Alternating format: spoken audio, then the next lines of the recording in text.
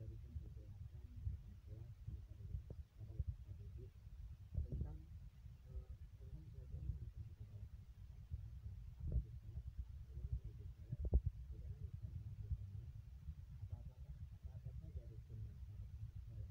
Jadi itu kita menjelaskan secara rinci dengan memberikan sedikit-sedikit contoh. Di sini kita sebagai guru menjelaskan terkait materi yang kita akan kita bawakan. Itu ada terdapat 3 tahap dalam metode ceramah. Yang pertama tahapan yang pertama tahapan persiapan. Ini kita persiapkan apa saja yang akan kita jelaskan, materi tentang apa yang akan kita jelaskan, dan bagaimana cara kita untuk menjelaskannya. Terus itu perencanaan. Setelah tahapan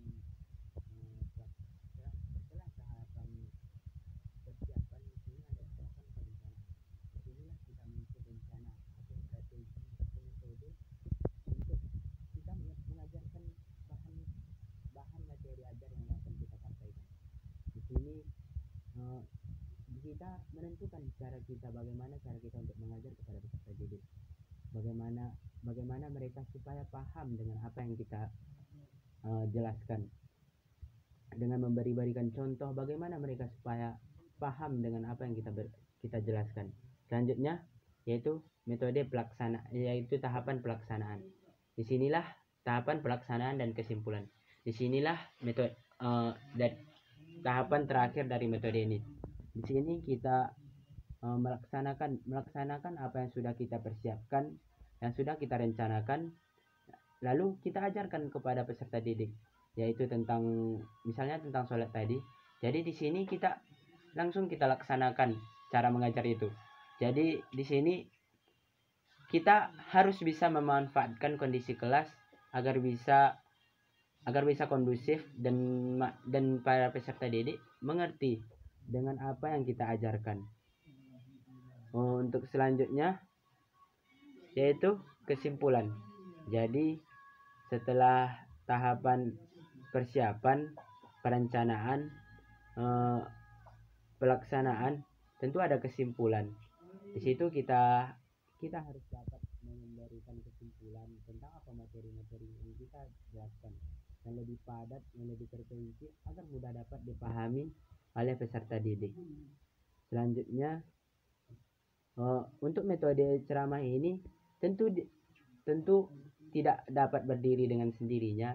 Di sini saya menggabungkan beberapa metode. Dan metode-metode yang Bapak kasih sebenarnya memiliki kekhususannya sendiri, memiliki tujuannya sendiri. Jadi di sini perlu penggabungan beberapa metode agar lebih maksimal. Setelah kita melakukan metode ceramah, menurut saya kita dapat menggabungkan metode ceramah dengan metode tanya jawab. Di situ yang setelah bahan ajar kita sebarkan, setelah kita ajarkan, bagi para peserta didik yang tidak mengerti atau tidak paham dengan apa yang kita ajarkan, di situ mereka bisa langsung bertanya kepada kita terhadap apa materi yang tidak mereka mengerti. Jadi di situ langsung kita jawab untuk supaya para peserta didik dapat mengerti secara keseluruhan terhadap materi pelajaran yang kita berikan. Untuk selanjutnya, tentu dalam pendidikan agama Islam, setelah metode ceramah, setelah metode tanya jawab, kita perlu yaitu metode pembiasaan, metode diskusi. Jadi di sini kita memberikan kepada para siswa sebuah masalah yang harus dipecahkan atau sebuah materi yang harus dibahas. Kita membiarkan mereka sendiri untuk memahami materi yang kita subjudul atau submateri yang kita berikan. Di situ mereka dituntut lebih aktif dalam diskusi. Jadi mereka dapat mengeluarkan pemahamannya sendiri. Di situ mereka akan akan berusaha memahami judul yang kita berikan. Misalnya kita memberikan judul kita tentang sholat. Jadi di situ mereka beradu argumen. Di situ mereka memberikan pendapat-pendapat mereka yang pendapat itu nanti akan menimbulkan keberanian mereka dan menimbulkan pemahaman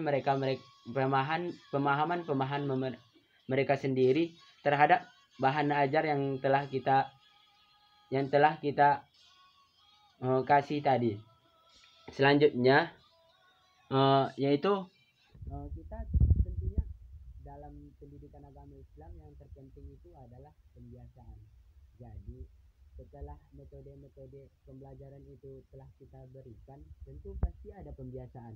Di sini kita harus menekankan kepada peserta didik untuk melakukan pembiasaan terhadap kegiatan-kegiatan yang berbau agama. Seperti tadi sholat, kita harus memberikan menanamkan kebiasaan kepada para peserta didik kita untuk membiasakan sholat 5 waktu. Tidak, kalau bisa melebihi lagi dari sholat 5 waktu, yaitu melakukan sunnah-sunnahnya, menambah sholat 5 waktu dengan sholat sunnah, baik itu sholat sunnah rawatib maupun sholat sunnah yang lainnya. Jadi setelah sebelum pembiasaan tadi kita harus memberikan contoh. Misalnya kita sebagai pendidik adalah contoh bagi anak didik kita. Jadi kita harus memberikan contoh yang baik.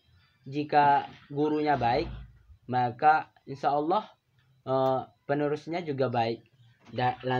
Lalu jika yang memberikan materi itu buruk, sedangkan yang memberikan materi itu baik, belum tentu semuanya baik. Pasti ada yang buruk. Apalagi kita yang memberikan materi itu tidak memberikan contoh yang baik. Pasti para muridnya mengikut kepada yang tidak baik. Jadi kita sebagai pengajar, kitalah yang menjadi contoh bagi peserta didik kita. Di situ kita harus memberikan contoh-contoh yang baik agar bisa ditiru oleh peserta didik kita dan dibiasakan oleh mereka. Jadi di dalam penerapan metode pembelajaran pendidikan agama Islam ini semuanya memiliki keterkaitan, semuanya memiliki kekhususan. Namun di situ perlu adanya penggabungan dari beberapa metode agar metode itu utuh, agar metode itu lengkap untuk menjelaskan kepada peserta didik agar mereka mengerti tentang bahan ajar yang akan kita bawakan. Jadi setelah itu semua kita perlu melakukan yang namanya evaluasi terhadap cara mengajar kita. Di situ evaluasi metode seperti ini, apakah sudah berjalan dengan lancar, apakah mereka sudah paham dengan apa kita menarik pada diri kita sendiri, apakah mereka sudah paham tentang apa materi yang kita ajarkan. Jadi di situ para peserta didik, kita melihat perkembangan peserta didik, apakah mereka mengerti apa yang telah kita ajarkan. Di situ kita melakukan evaluasi. Materi-materi yang begini harus dilakukan dengan yang begini. Materi misalnya tentang sholat harus dilakukan dengan praktek, dengan contoh, memberikan pembiasaan. Jadi situ kita melakukan evaluasi terhadap metode pembelajaran yang telah kita lakukan, untuk supaya kita lebih baik ke depannya, supaya lebih baik dalam memberikan bahan ajar kepada para peserta didik ke depannya. Jadi mungkin sekian dari saya akhiri. Assalamualaikum warahmatullahi wabarakatuh.